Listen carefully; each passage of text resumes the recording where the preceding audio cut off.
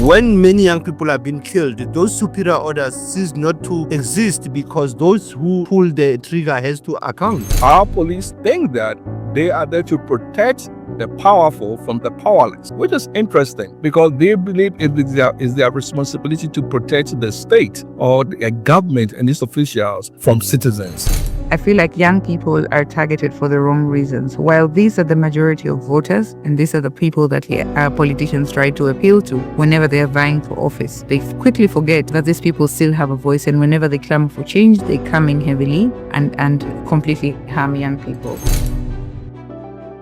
Thank you for tuning in to CDD Ghana's Democracy Dialogues podcast, where we dive into the issues shaping Ghana's democratic future. To keep these critical conversations going, we need you. Subscribe to CDD Ghana Democracy Dialogues podcast on YouTube and Spotify to stay updated with every episode. Your subscription helps us amplify voices for peace, justice, and inclusive governance. Don't stop there. Share this episode with your friends, family, and community on social media. Tag us at CDD Ghana on our social media platforms to join the movement. Subscribe and share. This is Michael Akbar, a Senior Programs Manager at CDD Ghana. I'm having a conversation with Ms. Isabel Brenda from Kenya and Sifo Mantula from South Africa on issues of protest and police abuse, and also addressing the rising tensions of police abuse in Africa. Raz, before I come to you, Isabel said something that was so funny. The use of honorables. I think we found that. I think it's become kind of a cheap word in Ghana right now. Everybody's an honorable. So you don't even know what they're honorable about. And there is nothing honorable about them. Yes. But you also raised the point about how post-colonialism now we have basically a Fanon type of situation. We have the black skin and white max. So now you have your own people doing to you exactly what the colonialists used to do to you. But before we come to the issue of police and brutalities and protests, Raz, I want to ask you this. So one of the things you find in Ghana, which is very interesting for me, is that you cannot be a free-thinking citizen in Ghana. Because whenever you express an opinion, and that opinion does not support the government in power, you tag as a member of the opposition. So in effect, the way the state deals with you is not as a free-thinking citizen, but more as an opposition to government. Is that something that you find also in South Africa? Michael, in South Africa, it's interesting times that you have a coalition government now at a both national level, provincial level. What you call counties in Kenya is provinces here. Now, in South Africa, you have that attitude also of having members of parliament also cascading as if, because for us is what we call cadre deployment. We use the word cadre deployment, that most of the people are being deployed in the office without even competence. And also when you look at the South African freedom of expression and speech, it is very broad. In South Africa, I can assure you that in South Africa, there are not serious consequences unless it goes on a social media where people are taking one another to courts for defamation. But in general, against the state, it is not so rampant. Like you look at Ethiopia, they can challenge their government on a social media and they can shut it down for the whole week. But in South Africa, the free speech, you'll hear it on your national broadcasters, whether radio or TV, people are able to criticize government freely. But when you talk of opposition, like I said to you, you have a government of national unity. Now you have many minority parties that have claimed to form government, but you still have those oppositions also that are also have the free speech. And I think you have seen it in when South Africa was dealing with the US trade debacle, where the opposition was mentioned by Donald Trump, the role of economic freedom fighters, EFF. So you can see that our opposition in South Africa is very vibrant. It is not seen as a threat to the state. They are part of the government. Most of them, they are MPs. both at the national government, provincial government, local government. So they have the voice. So in South Africa, I can say to you, there's more liberatory voices. There's there's no way we can find ourselves being muted. If we were muted for more than 100 years during apartheid, I don't think post-apartheid we can allow that. And hence, one will say that in South Africa, the freedom of speech and the role of opposition has been seen also not only opposing everything, that is also for the national interest of the country. Most of the opposition, they do side with the governing party. You look at the budget votes at parliament, and that's how you look at the role of opposition in South Africa. They are not a threat, Okay. you know. Brent, that's the same question. Do you feel that as a free citizen, you can speak your voice without being tagged as being part of the opposition? I think in Kenya, one of the greatest things I think we have in this country is the fact that, of course, anytime you speak against the government, you automatically become a target. Either they feel like you can easily be profiled as an anti-government person, but generally you don't necessarily speak to any political party specifically, because there's so many voices, there's so many, in terms of our democratic governance system, there's so many political parties and everyone is pulling in the different direction. So, and the opposition was actually swallowed by the government of the day. So I think Kenyans are the opposition currently. So I think in terms of freedom of speech, we Kenyans really exercise that right, and we rarely keep quiet about the things that we're seeing. And sometimes, of course, government will try to claim that, you belong to this party or that party, but I don't think that's a big problem. Rather, I think most Kenyans don't care. I'm more concerned about the youth because we always say the future belongs to the youth. What I find interesting in Ghana is the way our police deal with youth protesters. I find that when the police is dealing with, let's say, members of a political party who are demonstrating, their police normally usually have a hands-off kind of approach. They don't brutalize them. They don't really do much manhandling of them because I think that behind tomorrow and my life could become miserable. So they try not to touch them that much. But when it comes to youth protests, I find this mentality of our police engaging with youth like they are going to teach them a lesson. It's more like we are out here enforced to teach you a lesson. Is that something that you find in Kenya? I think that's very relevant in our case. I mean, we are seeing a situation where young people are met with brutal, heavy force.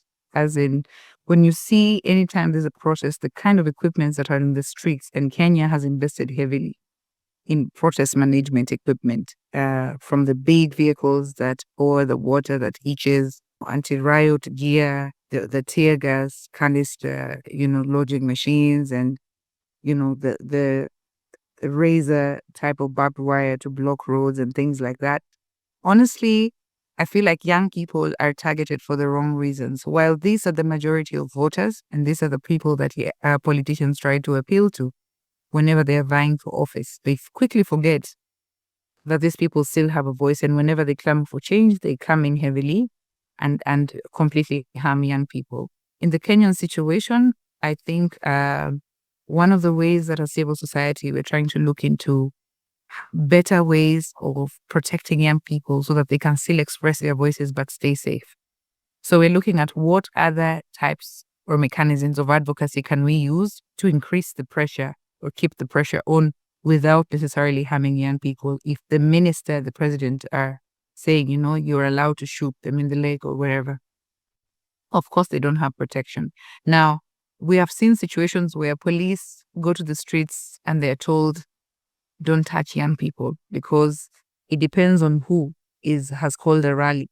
Sometimes when the president has a rally, in fact, young people are escorted and they're given sodas and whatnot and snacks, So I think police are being used in a very bad way, whereby they can be told today use excessive force. Tomorrow you see them, they look like angels. So it's something that is, I think it's a paradox, but obviously They're operating based on commands. There are days they come for protest, they're told today you're going to protect women. For example, if it's women protecting on something particularly, they will not see anyone harmed. But when you see it's just generally young people pushing, especially against government excesses, I think normally they're given orders because it's the same police force that protected you yesterday that today will be super violent and they will take a gun and shoot you at close range. So, yeah. Rice, I have recently engaged with police in two regions in Ghana on this issue of rights, protest, and also allowing the civic space for citizen participation through protest. And I always keep running into this situation with the police. We are acting on the basis of command. Do you think that is an appropriate reason for the brutalities that is exerted on the innocent citizens just because they are protesting against the state for something they do not like? Michael, I think it's important that the role of security forces must always be seen to be neutral and to neutralize and to manage any conflict that might arise during a protest or a march. And when you look in South Africa's case study, police brutality that has happened, it has happened where the protest became violent and the police were either under attack and they might want to use this notion of the self-defense. But in some instances, it is not self-defense. It is an excessive use of force against defenseless young people who are on the streets. Like I've said, that many young people, whenever they protest in South Africa, they are also facing the police brutality. But the police tend to forget that even when there is a march, they have the role to protect those who are marching also. And I think that's where they are crossing that line. They might create a line as the police, as you said about the commander. I mean, their line of command and their claim of whenever they are held up in this situation, they claim superior orders. When many young people are being killed, those superior orders cease not to exist because those who pull the trigger has to account for the murder or for the assassination of young people who are in the protest. So in South Africa, in short, I'll say to you, the role of the police was changed. You recall that the South African it was the police force. It was changed from police force to police service. But still, people, they feel that there is no service. It is unbearable service of using force that is not within the law. Okay, and don't you think that even though we are in the 21st century today, our police force is still acting on the mentalities of the colonial policing? Absolutely. But remember what Brenda said, that even their equipment, they will invest on buying Western equipment, on strengthening what they will say public order policing. When you had the Fees Must Fall, they had to look into this aspect. When you had Marikana massacre, when miners were killed in 2012, there was also that aspect of the use of force and what their tools, their instruments that they were using were of a high caliber to the people who were defenseless, who were not armed. So you'll find that many states invest in buying weapons. And I think the protest that I spoke about in 2023, where there was a continental protest, the opposition party that was leading that, it was the EFF, the Economic Freedom Fighters. And they were shocked that the level of the police that were even deployed on that day. Remember that South Africa used to use the word shutdown, that there will be the shutdown. Nobody goes to work. So when you use the word when you are shutting down the system and the government facilities, the police that were being deployed on that day, it also showed that when the state wants to fight crime, it can fight crime. But when it comes to political protest, it means that the state can be able to take out all their resources and show that they can suppress political freedoms. And that's what we are sitting with in the broader continent, broadly in the African continent, where police, they are able to use their resources to fight against political protest, but not against crime. not against corruption. And that's where I think we are having that dilemma. You said something very interesting, public order. I'll go to Isabel. Isabel, how do we balance the need for public order with the constitutional right of citizens to protest? I think we have sufficient laws that dictate how public order can be balanced When it comes to law, Tell you one thing when it comes to laws. Ghana, I say all the time, we have all the laws you can find on this earth. And matter of fact, I think when it comes to the signing of any human rights, ratifying any human rights document, we are always among the first people to sign those documents, to ratify those documents. So we have all the laws, but yet still, we cannot allow the law to function the way it is supposed to function. So how do we balance this need for public order with the rights of citizens to protest? I think we need to reinvigorate conversations such as this. We need to look at the laws that exist, develop regulations. We need to look at the statutes that exist, develop citizen handbooks and guidelines. We need to do a bit of civic education about their rights and privileges. I think one of the things that oppressive regimes are very scared of is aware citizens that know their rights. I think the other challenge we're seeing, especially in East Africa, we're seeing a cooperation of East African states to oppress its citizens. So if there's people that the Kenyan government is unhappy with, when they go to Tanzania, I think they whisper to the Tanzanian presidents, can you squeeze those ones for us? Before you do it, Uganda will do the same to Tanzanian citizens. And a Tanzanian will be abducted in Kenya.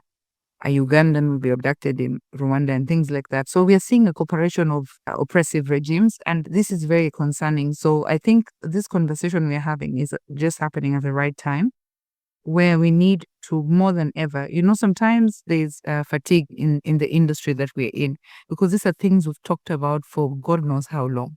But that doesn't change the fact that the problems are not going away. So we must keep talking and educating citizens about this kind of rights. Well, obviously, the government that benefits from this hard-handedness of police brutality on citizens is not going to do what it takes for citizens to be more empowered and for them to seek accountability by protesting. What role and what can we do as civil society and as human rights defenders to preserve this right that the Constitution gives us to protest in a way that will allow us to still articulate our voice in governance? Rice. Michael, I think it is important that we still need to continue to raise that Africa is coming of age. Africa is in a constitutional democratic transition. It's still trying to find its feet in the global world of human rights. Africa is still trying to find itself in the space of governance, respect of rule of law. And I think as human rights defenders, it is important to constantly hold governments accountable and mask and expose the conducts of government, whether unlawful or lawful, but also putting pressure by all means, and the power of the media. I think what you are doing on having a podcast is also a power of advocacy and media dissemination to the broader activists and to the broader communities. So the human rights defenders have to constantly use the power of the mic, the power of the camera, the power of the pen to document and to write all these gross human rights violations. And I think that's how I look at the pressure that can come from human rights defenders, both in the continent and at a regional level. Okay. One of the things I had proposed, and since I have started engaging with the police on these human rights conversations, is that, especially consider that our police is now considered a professional service force, what that's supposed to provide service to citizens. I do understand and realize that not much is taught to our police on what human rights means. Just a couple of weeks ago, I had the engagement with police in one of our the police personnel in one of our regions, and it was shocking for me how the police did not even understand the role they have to play to protect the rights of citizens. Our police think that they are there to protect the powerful from the powerless, which is interesting because they believe it is their responsibility to protect the state or the government and its officials from citizens. Don't you think it's time? Because I see this across, when I read about policing across Africa, this is a trend that I find all over the place. Don't we think as that it's time we have to do a reorientation of our police to understand that police is about community engagement and not there to brutalize citizens? Brenda. I think civic education can be done to at least make sure that we can do some trainings to ensure that policemen understand what human rights are. They need to understand their rights and responsibilities as police officers. They also need to know that in the event you kill someone as a police officer, the law will come for you as well. So it doesn't matter who is giving you instructions. I think at the end of the day, policemen have to understand these things. You know, sometimes they think just because they have a commander at the station, that's all that is required for them to go and operate with impunity. In Kenya, we've seen policemen looting. Of course, that is stealing. It's illegal. But doesn't that speak to a larger endemic problem within the police service in this orientation as to what role it plays in protecting rights of citizens? It does. It does play a very major role in expressing that. However, you must remember, in Kenya, let us talk about the police conditions across Africa. Show me a police force that is well taken care of. That's the other thing. So as much as we want to teach them rights and responsibilities, I'll say none, because I don't think our police are actually well taken care of in Ghana. they are not well taken care of. Yeah, especially in Kenya. My goodness, policemen operate. I think on their danger pay, their allowances is I think $5 a day. I mean, imagine going to manage protests the whole day. You're hungry, no water, no nothing. As much as you're throwing tear gas, you're inhaling most of it. You're supposed to maintain law and order, make sure people don't loot. So when people start looting, this person remembers, oh, I'm seeing rice. There's no rice in my house. So we've seen situations where policemen actually join in the looting.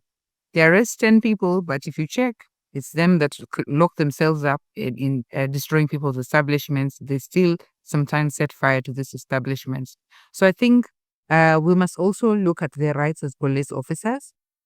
So there's teaching them rights, but I think by reflecting into their rights, we would be appealing to their humanity more, that in my opinion, than just teaching them about the existing rights without trying to understand the conditions they're operating under. And also their salaries, of course.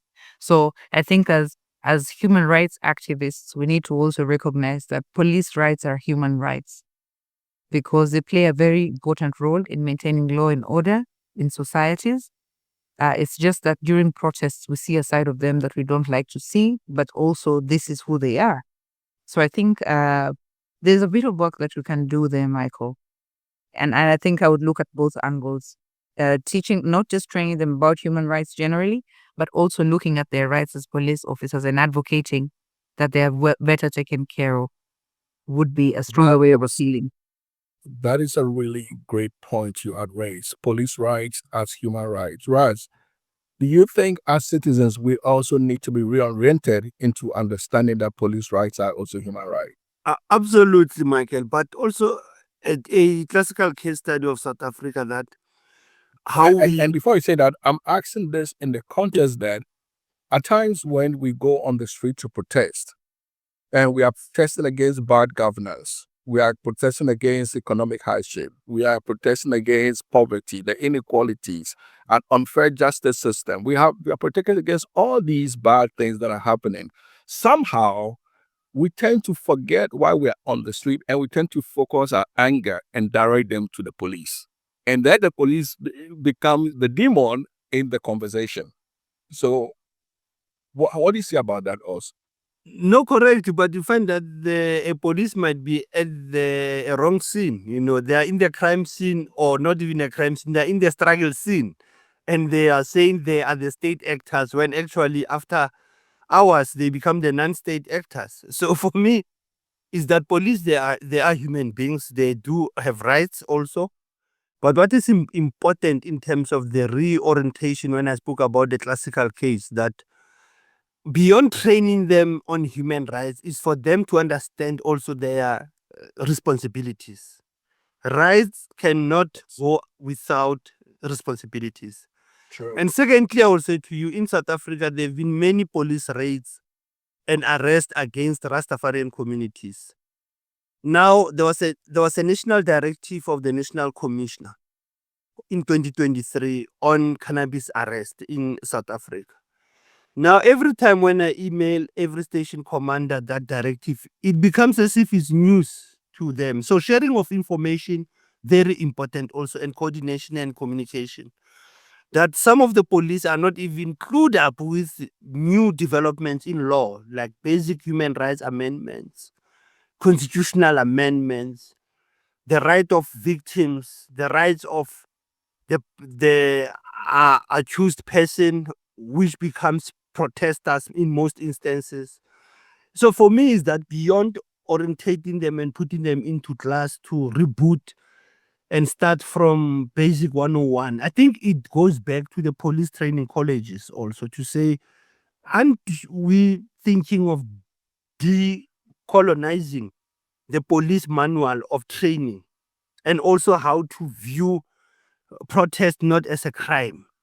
And that's where it goes to that point I am raising, that sharing of information with them is also by what we can call in South Africa, that we will say in our language, street language, we have to reba khabudise. So to khabudisa somebody is to enlighten that person by giving him something to drink further. To say, here is a well of wisdom that you need to understand further. And that's what we are doing in most instances. We don't feel tired of always reminding them of the Constitution, the basic human rights, and also to remind them that we have a watchdog. There's an oversight against your conduct, because every police conduct also requires investigation. If it is an unlawful conduct, it requires a disciplinary action. But that's where I feel for human rights framework, it is indeed correct that most of our national police forces in Africa and services, they are anti-human rights, some of them, when they don't know that human rights also benefits them. They are also part of the human rights ecosystem. So in short, I'm just saying that the police have to be reorientated. They have to unlearn so that they may relearn. Okay, and I think I totally agree with you. So as we can we can start to wrap up soon. But Isabel, judicial inefficiencies. I'll give you a simple case. In Ghana, for instance, we had youthful people who went on protest against illegal mining that is destroying our water bodies. The state came at them hard, the police arrested them, and some of them were kept in cells, in jail, for well over the 48-hour time that is allowed to hold anybody before bail. And even the judges even denied them bail and had them still held in cells for over 2 weeks. We cannot absolve our judicial system from part of the blame that we are apportioning to the police. So what is your take on that also with regards to Kenya?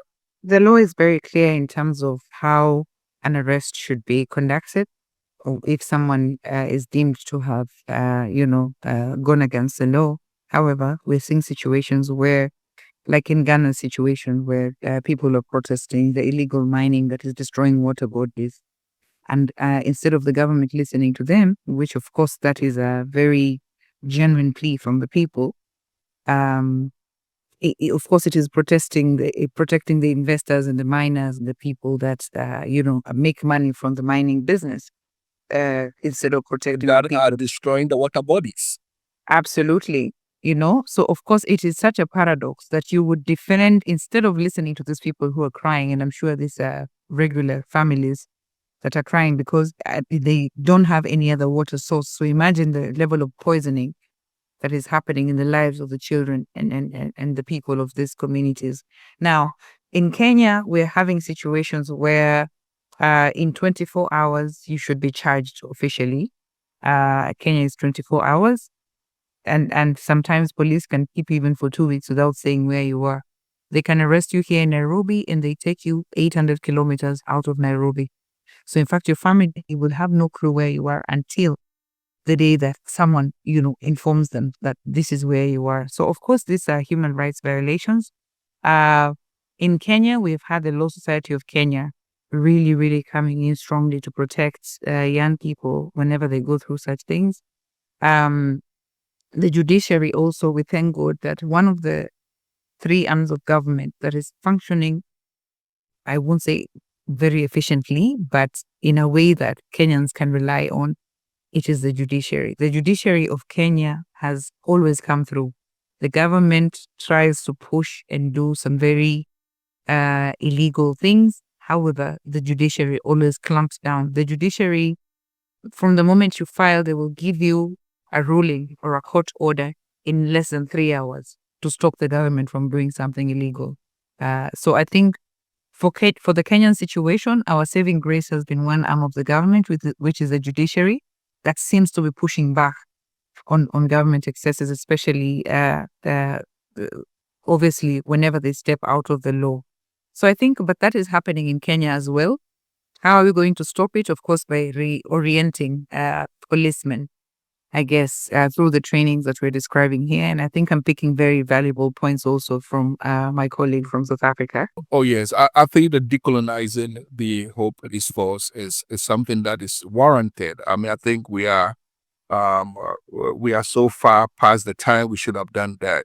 I think the mentality of policing today is still very colonial. It hasn't changed in form, even in terms of the manuals and the training that the police force still use. Right. So, what do we think we can do going forward? What do we have to do? Considering that we are seeing a lot of protest suppression on the continent, meaning that there is what is impacting civic citizen engagement and participation, and is closing down the civic space. What do we have to keep doing to prevent us sliding into that state of authoritarianism? Michael, it is not only the state of authoritarianism, it's also the state of kleptocracy and the state of violence against your own. That the question you asked, Brenda, I wanted to touch on it as my closing remark. Okay, yeah, that's fine. Yeah, you can say. In terms of the role of the judiciary, that judiciary can also play a negative and a positive role. And why I say so, in South Africa in 2021, when the Constitutional Court sentenced the former President Jacob Zuma for the contempt of court on the matter of the Zondo Commission in terms of the state capture, there was violence in South Africa, it was not only protest, Okay. Michael. So you see that judiciary can also be found wanting when they have to adjudicate or dispense the law. So for me, I see the role of judiciary also to uphold the rule of law, to be impartial, to deal with such cases, whether youth or protest. I mean, those who protest, who have been tortured, arrested indefinitely, disappearances, they should deal with them as a matter of agency and emergency, because those are the gross human rights violations. So I think we should also look at the role of judiciary also in the guarantee of the right to protest. That does judiciary uphold those constitutional basic human rights for people to enjoy and claim the right to protest? The role that we raised of playing oversight on the security services, what is the role of judiciary in terms of punishing where there are wrongs that are being committed by the law enforcement agencies, so that there's punishment that is facing them? So for me, I'm just raising that we need to look at the multi-transdisciplinary of the ecosystem of the right to protest. As I said on my introduction, it's part of social justice. It is part of the menu of people enjoying and claiming their rights. So that is in short, that's how I will conclude as my point of departure. But be grateful. I am grateful for this opportunity to share the notes and to share the ideas with my sister from Kenya, as well as from you, Brother Michael, from Ghana. Thank you so much, because this is a conversation that assuming that I think we had all day, we cannot even exhaust this conversation. We will definitely have to come back again for a second round. of this conversation. I'm really enjoying it, and I do hope that but for time constraint, I would have wanted us to go further. Like I said before, there is no democracy without human rights. There can be no country that says it's democratic and yet still does not respect the rights of its citizens. One last word from you, Brenda, and then from Raz. My last statement would be that we will catch more bees with honey than vinegar, especially when it comes to dealing with police brutality. We must inject a level of softness. I know from how we operate normally, we want to come in hot and, demand for rights and things like that. But also when it comes to the police, I think we need to have a different approach. I think from our experience in Kenya, we are seeing some policemen who are actually sympathizers of police brutality. So we believe that there is good within the force. And if we are able to harness that by coming in, by also looking at some of their rights, so that they understand human rights as something that cuts across society, not just something that belongs to the people and doesn't belong to them, I think we'll get somewhere. Otherwise, I just wanted to say thank you very much, Michael, and my brother from South Africa. Thank you, Raz. For me, my parting shot will be, we need to agree that the right to protest is guaranteed by international human rights law, is guaranteed by continental laws, is guaranteed by our national constitution. It is important that we know that the right to protest is part of claiming our basic human rights and social justice. So it is important for this conversation that if it can benefit most of our community activists, so that they are able to know their rights, responsibilities, and it can also open the minds of our law enforcement agencies and our judiciary. And we should keep on continuing pushing advocacy for the rights of young people, for the rights of the citizens of Africa. And one day, indeed, Africa will find peace. Africa will find its basic human and people's rights under the sun. So one will definitely say that it was an important conversation that we, as a person who have visited Kenya before, I was imagining what Sis Brenda was saying about electoral violence, electoral fraud. I can imagine, I was there, I know. So I felt as if I was privileged to also get into issues of one term of President Ruto. A very interesting conversation, Michael, also to learn from Ghana as the first Pan-African country to receive independence in 1957. To still know that Ghana, it is still going through hard times, even if there's a new sheriff, not new sheriff, the same sheriff who came back again for the second term. I think it's the same challenge that we see in Africa. So I want to give thanks for this opportunity and for this space. Asante san. Thank you so much, Sifo, Raz. So as you have rightly said, especially with the point you just made, your point on electoral violence, I keep asking this simple question. If elections is all about the freedom of citizens to go and elect their leaders, why do we kill over that? That is a subject for a different conversation. But I want to thank you, Isabel, Miss Isabel Brender. Thank you so much. And also Sifo Mantula. Thank you all so much for this evening's conversation. I look forward to connecting beyond this conversation, and I hope that we can, as human rights defenders, keep working towards making our right to protest a fundamental reality. Thank you, and I'll talk to you some other time. This is Michael Akbar, a Senior Programs Manager at CDD-Ghana, having a conversation with Miss Isabel Brenda from Kenya and Sifo Mantula from South Africa on issues of protest and police abuse, and also addressing the right intentions of police abuse in Africa. It has been an insightful conversation. We have looked at the mitigating circumstances under which citizens' rights are being abused. We've looked at the clampdown on the rights of protest. We've discussed the conversations as to the shrinking of the civic space. And also, more importantly, looked at issues that borders on police brutality of mostly youthful and youngful protesters. Thank you for joining, and thank you for listening. Thank you for tuning in to CDD Ghana's Democracy Dialogues podcast, where we dive into the issues shaping Ghana's democratic future. To keep these critical conversations going, we need you. Subscribe to CDD Ghana Democracy Dialogues podcast on YouTube and Spotify to stay updated with every episode. Your subscription helps us amplify voices for peace, justice, and inclusive governance. Don't stop there. Share this episode with your friends, family, and community on social media.